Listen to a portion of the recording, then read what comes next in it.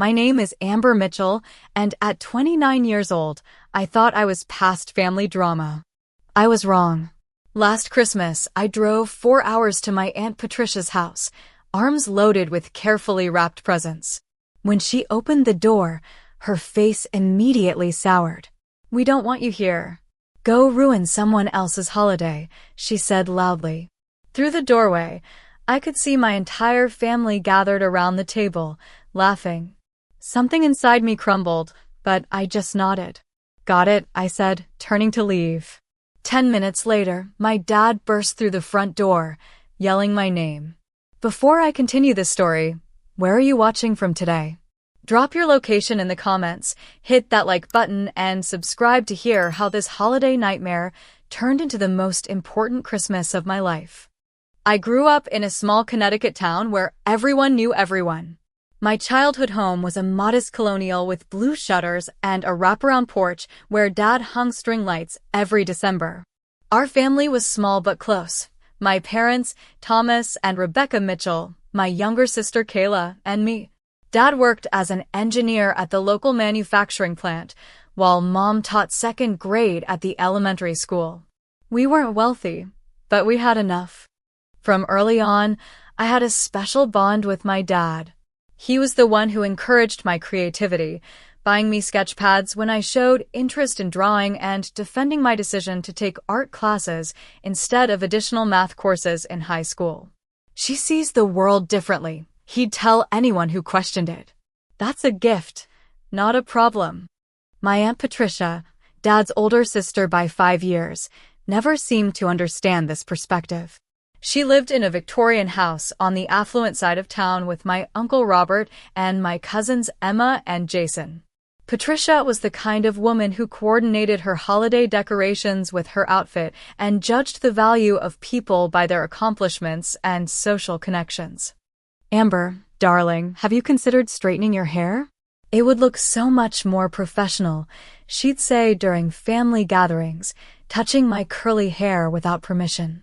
Or, "Those art classes are a lovely hobby, but you'll need something practical to fall back on." Each comment delivered with a smile that never reached her eyes. When I announced my decision to attend art school in Boston instead of the local community college Patricia had suggested, she made her disapproval clear. "Well, I suppose some people need to learn their lessons the hard way," she said during the family dinner celebrating my acceptance. Dad squeezed my hand under the table while Mom quickly changed the subject. After graduation, everything changed when Mom was diagnosed with aggressive ovarian cancer. For 18 months, I split my time between Boston and Connecticut, working remotely whenever possible to help with her care. Patricia visited occasionally, always bringing expensive organic food that Mom couldn't eat and offering unsolicited medical advice. "Rebecca should try the specialist in New York," she'd tell Dad, as if he hadn't researched every possible treatment option. My friend Judith's sister had the same thing, and she went to Switzerland for therapy.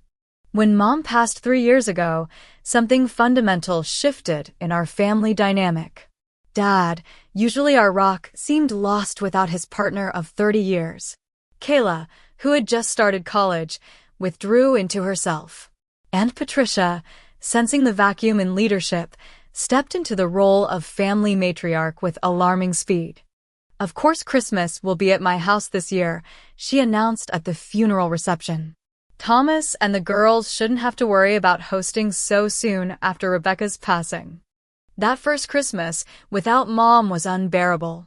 Patricia had removed all of Mom's handmade ornaments from the family collection, claiming they didn't match her silver and blue theme.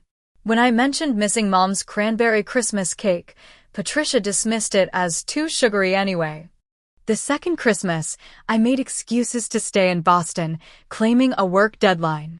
The truth was I couldn't face another holiday where Mom's absence was so carefully curated out of existence. I sent gifts and called Dad on Christmas morning, promising to visit soon. Last year, the third Christmas since Mom died, guilt and longing won out over self-preservation. I missed my family. More importantly, I missed the warmth and traditions that had defined our holidays before. Kayla had mentioned that Patricia had been telling everyone I thought I was too good for the family now, and Dad sounded increasingly lonely during our calls. In November, I reached out to my cousins Emma and Jason on Facebook, tentatively rebuilding connections. We shared updates and a few jokes about Patricia's controlling nature.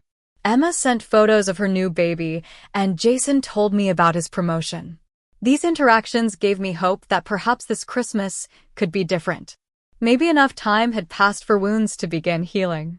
My decision to go home for Christmas came after a long call with Dad in early December.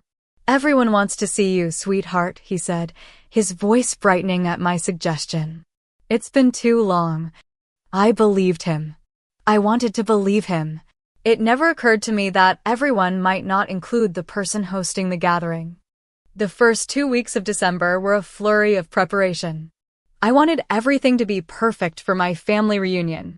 I spent weekends shopping for thoughtful gifts, a vintage fishing lure for Dad that matched one he'd lost from Grandpa's collection, a pair of sapphire earrings for Kayla that complemented her eyes, a handcrafted wooden train for Emma's baby, a limited edition book on classic cars for Jason, and even an expensive scarf for Patricia in her favorite shade of burgundy. For Uncle Robert, who was often overlooked in Patricia's shadow, I found a rare bottle of scotch from the distillery near where he grew up in Scotland. Each gift was wrapped in elegant paper with handwritten notes attached, a far cry from the digital gift cards I'd sent in previous years. The most important preparation, however, was emotional. I called my best friend Lindsay almost daily, rehearsing what I might say when faced with inevitable questions about my absence or comments about my life choices. "Remember, you don't owe anyone explanations about your career or your dating life," Lindsay reminded me during one of these calls. "And I'm on standby for an emergency extraction if you text me the code word peppermint." I laughed, but we both knew the offer wasn't entirely a joke. Lindsay had witnessed the aftermath of too many family encounters that left me drained and questioning my worth. 3 days before Christmas, I spent an entire evening baking Mom's special cranberry cake from her handwritten recipe card. The familiar process of creaming butter and sugar, the tart scent of fresh cranberries, the sticky sweetness of orange glaze each step brought her closer, as if she were standing beside me in my small kitchen, gently correcting my technique. More vanilla, amber. When the cake emerged from the oven, golden and perfect, I carefully packed it in a container that would protect it during the journey. This wasn't just dessert. It was a peace offering, a connection to our shared past, a reminder of who we were before grief splintered us into strangers. The morning of Christmas Eve, I loaded my car with gifts, overnight bag, and Mom's cake. Dad had called the night before, his excitement palpable even through the phone. "The house looks great, kiddo. Patricia's gone all out with the decorations, and Kayla's already here. We can't wait to see you tomorrow." His enthusiasm bolstered my courage, but as I pulled onto the highway, anxiety crept in. I turned up the holiday music to drown out the whispers of doubt. For hours stretched ahead of me, alone with my thoughts and memories.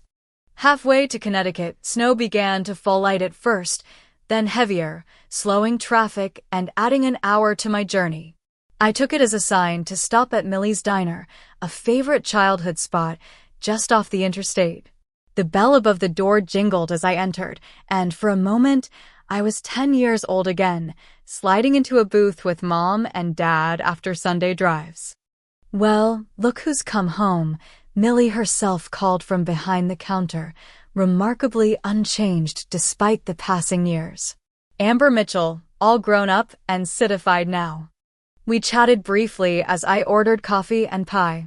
She asked about Boston, told me about her grandchildren, and never once made me feel that my choice to leave was a betrayal.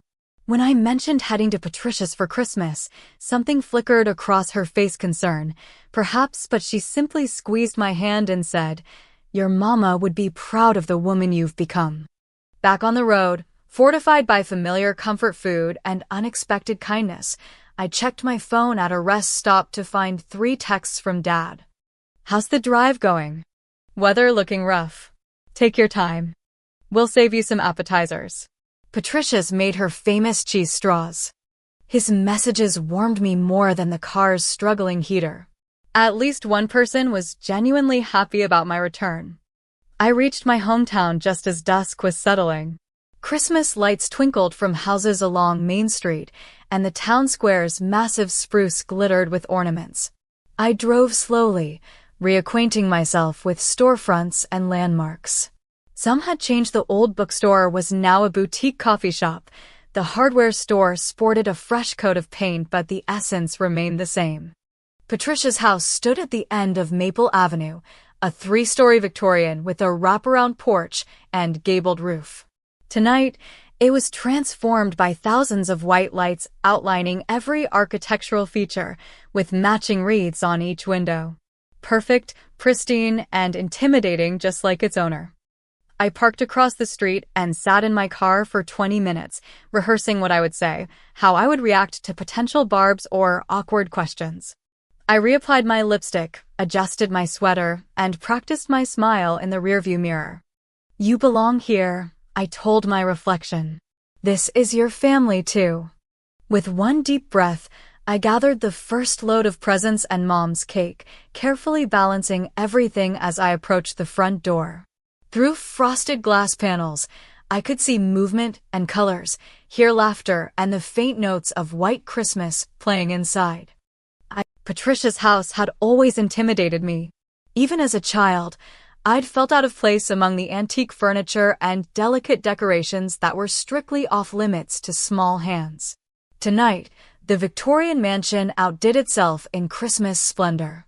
Every window featured an electric candle, and the porch railings were wrapped in fresh pine garlands interwoven with ribbon. A massive wreath hung on the door, adorned with ornaments that perfectly matched the burgundy and gold theme evident through the windows. The sound of laughter from inside mingled with Bing Crosby crooning, "White Christmas." I could pick out Dad's distinctive chuckle, Kayla's higher-pitched giggle, and what sounded like my cousin Jason telling a story. The familiar symphony of family holiday gatherings. I shifted my weight, adjusting the stack of colorfully wrapped packages that threatened to topple from my arms. Beneath them, I cradled the container with Mom's cranberry cake, my peace offering and connection to happier times. The temperature had dropped since I'd left my car, and my fingers were growing numb around the cake container. I pressed the doorbell with my elbow and heard its melodic chime echo inside. For a moment, the laughter paused. Footsteps approached, and I straightened my posture, summoning my most genuine smile. This was it. The moment of reconnection, the beginning of healing our fractured family. The porch light cast Patricia's shadow through the frosted glass panels before the door swung open. She stood framed in the doorway, a picture of holiday elegance in a burgundy cashmere sweater and black slacks, a glass of red wine in her manicured hand. Her expression shifted from neutral expectation to unmistakable disdain as her eyes registered my presence. The transformation was subtle but complete, a slight narrowing of her eyes, a downward turn of her lips, a stiffening of her shoulders. "We don't want you here," she said, her voice deliberately projecting to reach those inside. "Go ruin someone else's holiday." The words hit like a physical blow. My stomach dropped, my face instantly burning despite the December chill. The packages in my arms suddenly felt impossibly heavy. Behind Patricia, through the open doorway, I had a clear view into the warmly lit dining room. The table was set with her best china and crystal, appetizers arranged on silver platters. Around it stood my entire family, Dad examining a cheese board, Sister Kayla laughing at something Cousin Emma had said, Cousin Jason gesturing animatedly while telling a story, Uncle Robert refilling wine glasses. At Patricia's loud declaration, conversations halted. Heads turned toward the door. Some faces registered shock, others discomfort. But what seared into my memory was that several, including Kayla and Cousin Emma, continued laughing, as if my public rejection was merely a momentary interruption to their evening. Patricia remained planted in the doorway, one hand on the frame, physically blocking my entry. The The satisfaction in her eyes was unmistakable as she witnessed my shock and hurt. She'd orchestrated this moment perfectly, ensuring I could see everyone inside, ensuring everyone could hear her rejection. 1,000 thoughts raced through my mind in the seconds that followed. Confusion, betrayal, questions about what lies Patricia might have told them, anger at my family for allowing this to happen. But externally, I maintained my composure through sheer force of will. "Got it," I said with a deliberate nod, my voice steadier than I felt possible. I turned away with as much dignity as I could muster, careful not to look back even as I heard whispers erupt from inside. The beautifully wrapped packages felt like stones in my arms now. Mom's cake, made with such hope and nostalgia, seemed to grow cold against my chest. The walk back to my car felt endless. I focused on maintaining my posture, putting one foot in front of the other, not running despite every instinct screaming at me to flee.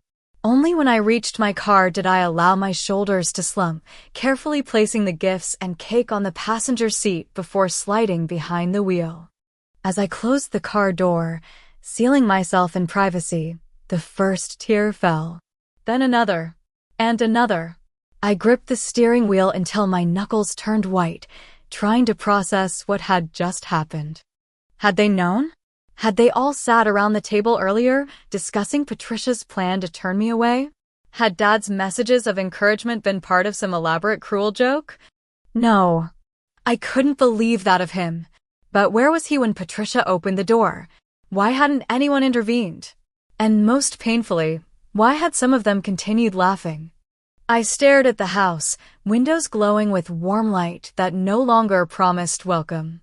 Behind those walls was the family I'd driven 4 hours to see, the connection I'd been missing, the reconciliation I'd hoped for. And in 10 seconds, Patricia had shattered it all with a few carefully chosen words.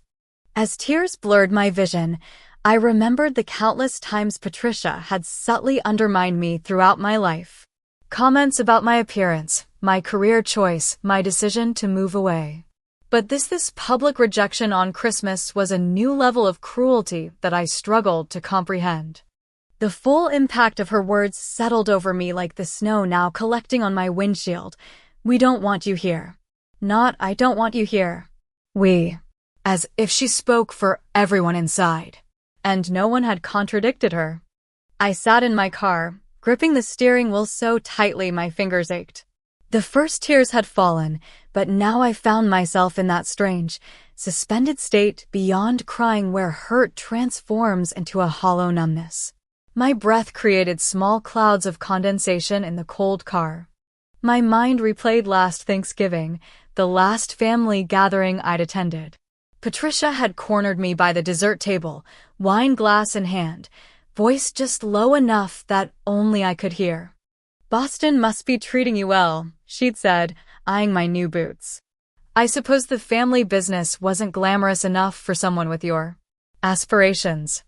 There was no family business, just Dad's steady engineering job and Mom's teaching career. But Patricia had always created narratives that positioned herself as the keeper of family traditions and me as the ungrateful deserter. Later that same evening, I'd overheard her telling my cousin Emma's husband, "Amber thinks she's too good for us now. Too sophisticated for small-town life." When I'd tried to defend myself, she'd laughed it off as being too sensitive. Now, sitting outside her perfectly decorated house, I wondered how many similar conversations had occurred in my absence. How many times had Patricia poisoned my family against me while I was building my life in Boston? My phone buzzed. Dad had sent 3 texts within the last few minutes. "Where are you? Did you get lost? We're waiting for you before serving dinner." The disconnect between his messages and what had just happened made my head spin. Either he was part of a cruel joke, or he genuinely had no idea what Patricia had done. Before I could decide how to respond, my phone rang. Lindsay's name flashed on the screen. "Hey, just checking in," she said when I answered. "Did you make it? How bad is it so far?" I tried to explain what had happened, but my voice caught on the words. All I managed was, "She wouldn't let me in, Linz." She told me to go ruin someone else's holiday. What? Who would? Everyone was there, I continued, the shock still fresh. They were all laughing. That evil witch, Lindsay hissed. Start your car. You're coming straight to my parents' place. We have plenty of food, and Mom's been asking about you anyway. The offer was tempting. Lindsay's family lived just 2 hours away in Rhode Island, but the thought of another long drive in my emotional state seemed impossible. I think I'll find a hotel, I said. The Holiday Inn by the interstate should have rooms. Text me when you're settled, Lindsay insisted. And Amber? This isn't your fault. Remember that. I ended the call and started my car, the heat slowly coming to life. As I put my hand on the gear shift, planning my retreat, a loud bang startled me. The front door of Patricia's house had been thrown open with such force it hit the wall. My dad burst onto the porch, not wearing a coat despite the snow, his head turning frantically as he scanned the street. When his eyes landed on my car, visible relief washed over his face. He rushed down the path and across the street, slipping slightly on the snow. I could have driven away. For a moment, I considered it. But this was my dad, the man who taught me to ride a bike, who defended my art school dreams, who called every Sunday without fail. He reached my car and tapped on the passenger window, his breath coming in visible puffs. I hesitated, then unlocked the door. He climbed in beside me, bringing a rush of cold air and the faint scent of the cologne I'd given him last Christmas. Without a word, he pulled me into a tight hug. I stayed stiff for a moment before relaxing into his familiar embrace. I had no idea she would do that, he said when he finally pulled back, his voice rough with emotion. Amber, I swear, we've been waiting for you. I was in the bathroom when you arrived. He looked at the presents and cake container on the back seat, then back at me, his face crumpling with understanding. Patricia told everyone you called to say you weren't coming, he continued, anger evident in his usually gentle voice. When I came out and asked where you were, she said you'd texted her that you were running late. Dad, she told me to go away, I said, still processing his revelation. She said nobody wanted me there. And when I looked inside, people were laughing. His face darkened. Jason was telling a story about his boss.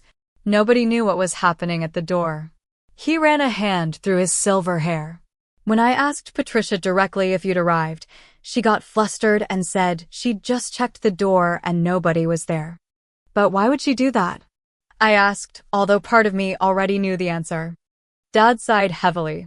There's more going on than you know, Amber. Things have been complicated since your mom died. He looked at me with determination. But we're going to fix this right now. We're going back in there together.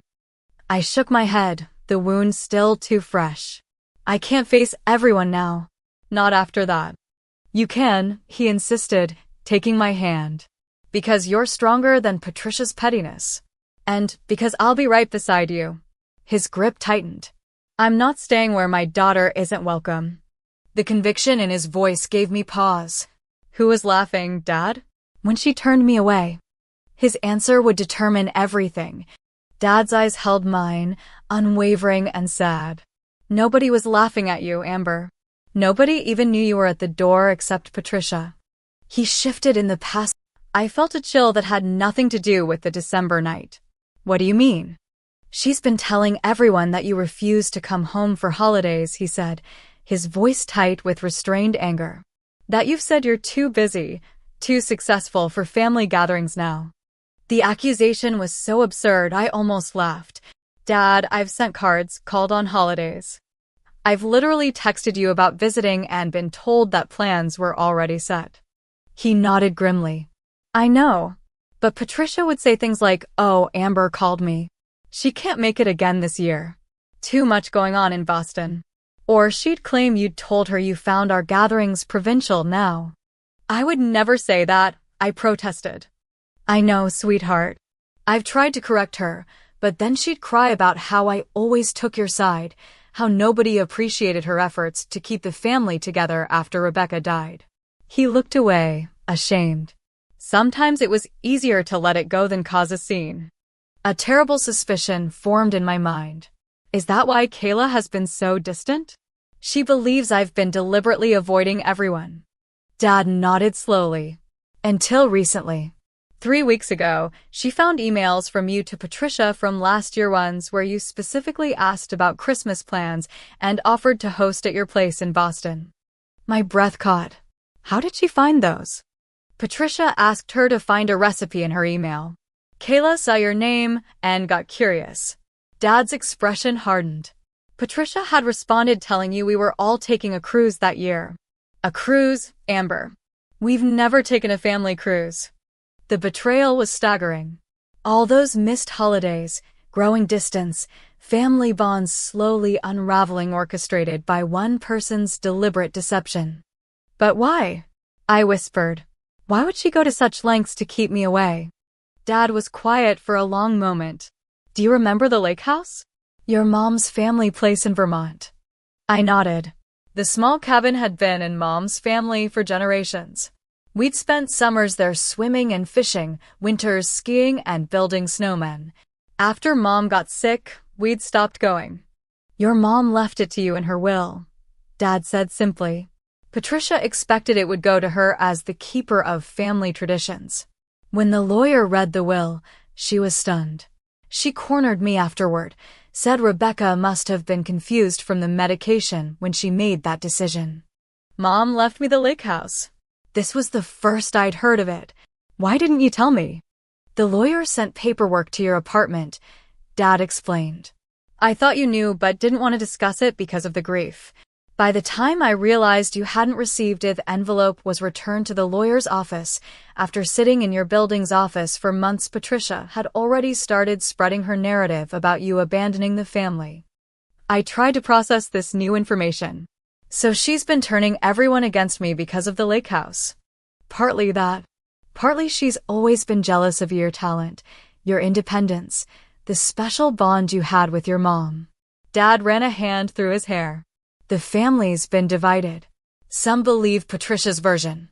Others suspect she's manipulating everyone. And you? I couldn't help asking. Where do you stand? Pain flashed across his face. I knew tensions were high, but I never imagined Patricia would actually turn you away from the door. I thought having everyone together would help heal things. He reached for my hand. Kayla knows the truth now. She found those emails 3 weeks ago and confronted Patricia, who claimed it was all a misunderstanding. Emma and Jason are confused. They heard conflicting stories from both sides. And Uncle Robert. Dad's expression soured. Robert follows Patricia's lead. Always has. But even he looked uncomfortable when she was spreading rumors about you last month. He squeezed my hand. After you called about visiting this Christmas, I told everyone you were coming. Patricia couldn't openly object with me there, but she's been tense all week. A piece of the puzzle suddenly fit. The laughter I heard, what was that about? Dad's face darkened. Patricia was telling embarrassing stories about when you were a teenager. That art camp disaster when you were 15. I groaned. The summer I'd accidentally used permanent dye in the communal washing machine, turning everyone's whites pink. Patricia had found it mortifying.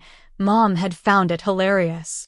Jason and Emma were laughing at the story. Dad continued. Kayla was actually defending you, saying it could have happened to anyone. That's what you walked up to. The full picture was becoming clearer.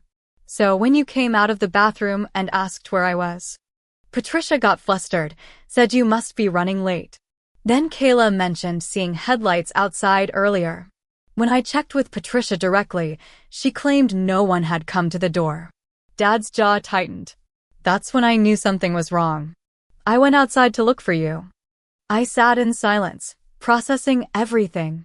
The years of misunderstandings, the deliberate sabotage of my family relationships, the lake house I hadn't even known was my night was overwhelming. So what now? I finally asked. Dad straightened his shoulders with a determination I recognized from my childhood. Now we go back in there together. No more hiding, no more misunderstandings. His eyes met mine. I'm not spending Christmas without my daughter. And it's time Patricia understood that her manipulations end tonight. I looked toward the house, lights still glowing warmly despite the cold knowledge of what had transpired inside. I don't know if I can face everyone after this. You can, Dad said firmly. Because you've done nothing wrong. And because I'll be right beside you. Something in his unwavering support gave me strength. I thought about the presents in the back seat, chosen with such care and hope. About Mom's cranberry cake, made from her handwritten recipe. Okay, I said, taking a deep breath. Let's do this. Dad and I walked side by side up the snowy path to Patricia's front door, my arms once again loaded with presents, the cranberry cake balanced carefully on top. This time, however, I wasn't approaching with naive hope, but with clear-eyed determination bolstered by my father's presence beside me. Instead of ringing the doorbell, Dad simply opened the door and walked in, holding it wide for me to follow. The warmth of the house enveloped us immediately, along with the scent of roasting turkey and pine garlands. Christmas music still played softly in the background. Patricia emerged from the dining room, wine glass in hand, her practiced smile freezing when she saw me standing beside Dad. Thomas, there you are. We were getting worried. Her voice trailed off as her eyes darted between us, calculating. Were you? Dad's tone was uncharacteristically cold. Worried enough to tell me Amber had called to say she would be late, when in fact she was right outside after you turned her away. A hush fell over the house. From the dining room doorway, Kayla appeared, followed by Emma, Jason, and Uncle Robert. Their expressions ranged from confusion to shock as they registered my presence. Patricia immediately, you said, we don't want you here. Go ruin someone else's holiday, I interrupted, my voice steadier than I expected. The dinner plates are still empty, so that was a lie too. I moved past her into the living room, placing my gifts carefully under the Christmas tree and the cake container on a side table. Each movement was deliberate, reclaiming my right to be in this space despite her efforts to exclude me. Amber, is that really what Aunt Patricia said to you? Kayla asked, her face pale with shock. I nodded, meeting my sister's eyes directly. Yes. And then I saw everyone at the table laughing, which Dad explains was during a story about my art camp disaster. Patricia's face flushed red. This is ridiculous. I invited you in, but you were being dramatic as always. Stop. Dad's voice cut through her protestations. Patricia, enough. I've let this go on too long because I wanted peace in the family, but not anymore. Not at the expense of my daughter. Uncle Robert stepped forward, looking uncomfortable but determined to defuse the situation. Let's all calm down and enjoy our Christmas Eve dinner. I'm sure this is just a misunderstanding, Matt. It's not a misunderstanding, Uncle Robert, I said firmly. And before we go any further, I'd like to speak if everyone's willing to listen. The room fell silent. I could feel all eyes on me, Patricia's hostile, Dad's supportive, the others ranging from curious to concerned. I took a deep breath. For years, I've felt increasingly excluded from this family. I blamed myself, thinking my move to Boston had naturally created distance. Now I learned that distance was engineered through deliberate miscommunication. I looked directly at Patricia. You told everyone I refused to come home for holidays when I was actually asking to visit. You told me plans were set without me when that wasn't true. Patricia opened her mouth to protest, but Kayla cut her off. I saw the emails, Aunt Patricia, my sister said, her voice shaking slightly. I saw Amber specifically asking about Christmas plans last year, and you telling her we were all taking a cruise. And the year before that, Dad added, you told me Amber had called you directly to say she was too busy with work to come home. Emma looked confused, but you told us Amber said family gatherings were too provincial for her taste now. You showed us a text. That text was edited, Kayla said. The original was about a provincial cooking class Amber was taking in Boston. I found the full version when I was looking for that recipe. Patricia's face contorted with fury and embarrassment as her carefully constructed narrative crumbled. You were snooping through my private messages? You asked me to find that email, Kayla reminded her. I watched as understanding dawned on my cousins' faces. Jason looked at me with growing horror. Is that why you stopped coming to family events? Because Aunt Patricia made you think we didn't want you here. I nodded. And apparently she made you think I didn't want to be here. Patricia's composure finally shattered. This is absurd. I've done nothing but try to keep this family together after Rebecca died. I've hosted every holiday, coordinated every gathering, while Amber ran off to Boston without looking back. I went to art school, I corrected calmly. And then I built a career, just like Mom and Dad always encouraged me to do. That wasn't abandoning the family.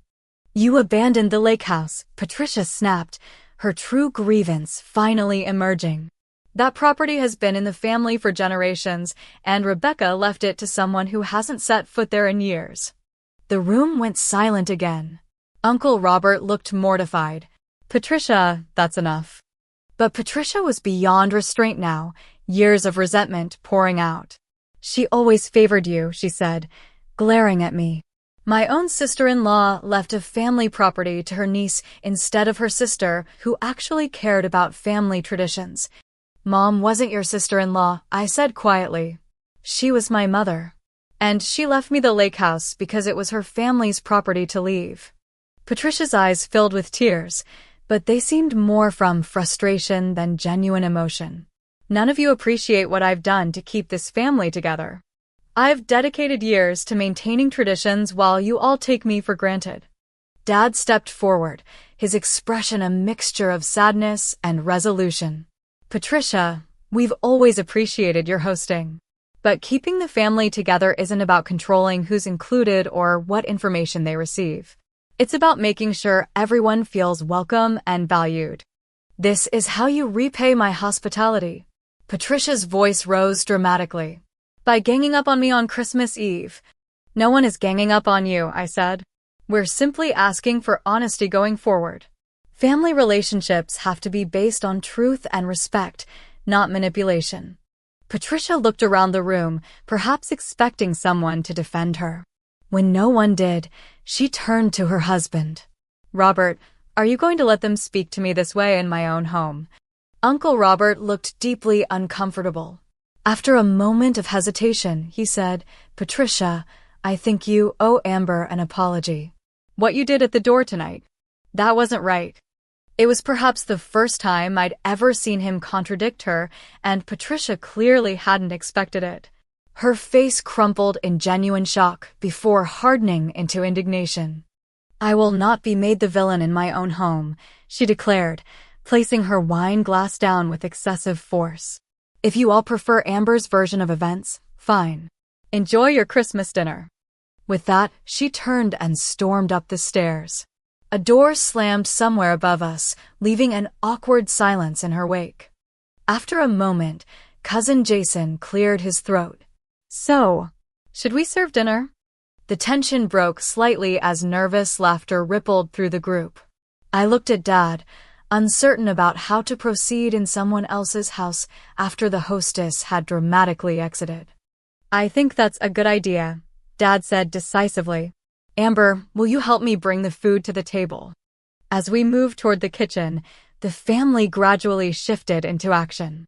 Kayla and Emma retrieved plates from the dining room, while Uncle Robert and Jason awkwardly rearranged chairs to accommodate my unexpected presence. In the kitchen, away from the others, Dad pulled me into another hug. I'm proud of you, he whispered. That took courage. Do you think I was too harsh? I asked, suddenly uncertain. No, he said firmly. It was long overdue, and necessary for healing to begin. We carried serving dishes to the table together, and as I took my place between Dad and Kayla, I felt a mixture of emotions, lingering hurt from Patricia's rejection, vindication at having the truth revealed, and cautious hope for the family connections that might now begin to mend. Dinner proceeded without Patricia, initially tense but gradually warming as conversation tentatively rebuilt bridges that had been damaged by years of misunderstandings. Uncle Robert brought a plate upstairs for his wife, returning with a tight smile but no comment about whether she had accepted it. So, what exactly do you do in Boston? Emma asked, genuinely curious for perhaps the first time. As I described my work as a creative director, I realized how much of my life had been unknown to my family, not because I'd withheld it, but because Patricia had filtered and distorted the information that reached them. Mom would have loved what you're doing, Kayla said quietly. She always said you saw the world in colors others missed. This simple observation brought tears to my eyes. I miss her, I admitted, especially at Christmas. That's why you made her cranberry cake, Dad realized, glancing at the container still sitting on the side table. I nodded. I thought it might help us feel connected to her again. Let's have it for dessert, Jason suggested. I haven't tasted that cake since Aunt Rebecca got sick. As the evening progressed, truth by truth, memory by memory, I felt myself reclaiming my place in the family narrative. Not as the deserter Patricia had portrayed, but as Rebecca and Thomas Mitchell's daughter, Kayla's sister, Emma and Jason's cousin, complex relationships with their own unique connections independent of Patricia's curated version. When we finally moved to the living room to exchange gifts, I distributed the packages I'd brought with such care and hope. Each person's surprise and genuine appreciation helped heal another small piece of the hurt Patricia had caused. Dad's gift to me was the most unexpected, a wooden box containing Mom's Christmas ornaments, the ones Patricia had deemed not matching her decorating scheme. I saved them for you, he explained as I ran my fingers over the familiar felt reindeer with the broken antler that Mom had refused to throw away. I thought you might want them for your own tree someday. As I looked around at my family, imperfect, wounded, but present, I realized that while Patricia had succeeded in keeping me away for several years, she had ultimately failed in her attempt to erase me from the family story. The truth, once spoken aloud, had proven stronger than her manipulations. Patricia remained upstairs for the remainder of the evening, her absence a reminder of the work still to be done. But for the first time in years, I felt like I was truly home for Christmas. The morning after the confrontation, I woke early in the guest room of Patricia's house. Sleeping under her roof had been uncomfortable, but Dad had insisted I stay rather than drive to a hotel. This is a family Christmas, he'd said firmly. And your family? I dressed quietly and made my way downstairs, hoping to enjoy a peaceful cup of coffee before others awoke. To my surprise, Patricia was already in the kitchen, meticulously arranging pastries on a silver platter. She glanced up when I entered, her expression carefully neutral.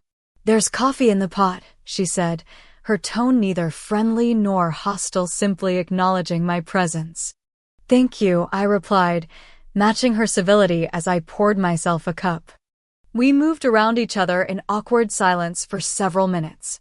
Patricia didn't apologize for her behavior the previous night, and I didn't demand it. Instead, we established a cold truce, recognizing that some wounds were too fresh for immediate healing. When Dad and the others came downstairs, the day proceeded with a strained politeness. We opened presents, ate breakfast, and participated in the usual Christmas traditions. Patricia played her role as hostess with mechanical efficiency, but the warmth that should have accompanied the holiday was noticeably absent. After breakfast, Uncle Robert quietly approached me while Patricia was occupied in the kitchen. I should have said something, he admitted, looking ashamed. When she started spreading stories about you not wanting to visit, I knew something wasn't right. His belated acknowledgement was both vindicating and frustrating. Why didn't you? I asked. He sighed heavily. It was easier not to rock the boat. Patricia has. She has her own struggles. He glanced toward the kitchen. That doesn't excuse what she did, though. I'm sorry, Amber. By mid-afternoon, Dad pulled me aside for a private conversation on the porch, despite the cold. I've been thinking, he said, breath forming clouds in the winter air. It's time for a change in how we handle family gatherings. What do you mean? Patricia has hosted everything since your mom died, and we've seen how that's worked out. His expression was determined. I think we should rotate holidays among different family members going forward. Easter at my place, perhaps Thanksgiving at Kayla's apartment, summer cookouts at the lake house. The lake house, I repeated. Dad, I didn't even know Mom left it to me until yesterday. I know, and that's partly my fault for not following up when the paperwork was returned. He looked genuinely regretful. But now that you know, what do you want to do with it? I considered the question. The small Vermont cabin held so many memories: summer swimming, winter sledding, Mom teaching me to make her cranberry cake in the tiny kitchen. I want to keep it in the family, I said finally. But not as Patricia's domain. As a place where any of us can go to remember Mom and be together without the tension that comes with Patricia controlling everything. Dad nodded, squeezing my shoulder. I think your mom would approve. When we returned inside, Dad called everyone together in the living room. Patricia stood slightly apart, arms crossed defensively. I have an announcement, Dad said. After discussing it with Amber, we've decided to change how we handle family gatherings going forward. He outlined the rotation plan, emphasizing that everyone would take turns hosting different holidays throughout the year. This will share the responsibility and give us all a chance to create our own traditions, he explained. Patricia's face tightened. I see. So my years of effort are being dismissed because of one misunderstanding. It wasn't a misunderstanding, Patricia, Dad said firmly. It was a deliberate attempt to exclude my daughter from family gatherings. And it wasn't just once. Patricia's lips pressed into a thin line, but she didn't argue further. Additionally, Dad continued, Amber has decided to keep the lake house as a family gathering place. She'll be arranging for necessary repairs and updates in the spring. This announcement clearly surprised Patricia, who had perhaps expected me to sell the property out of spite. Her expression flickered with something that might have been relief before settling back into cool reserve. Will you be hosting? Actually, I said, I was thinking of hosting a small get-together at my apartment in Boston next weekend. Nothing fancy, just a chance for anyone who wants to visit to see where I live. I looked around the room. You're all welcome. Kayla immediately brightened. I'd love to come. I've never seen your place. Emma and Jason exchanged glances before Emma said, we could drive up with Kayla. If that's okay? Of course, I said, genuinely pleased. Uncle Robert nodded noncommittally, while Patricia remained silent, her invitation acknowledged, but clearly unwelcome.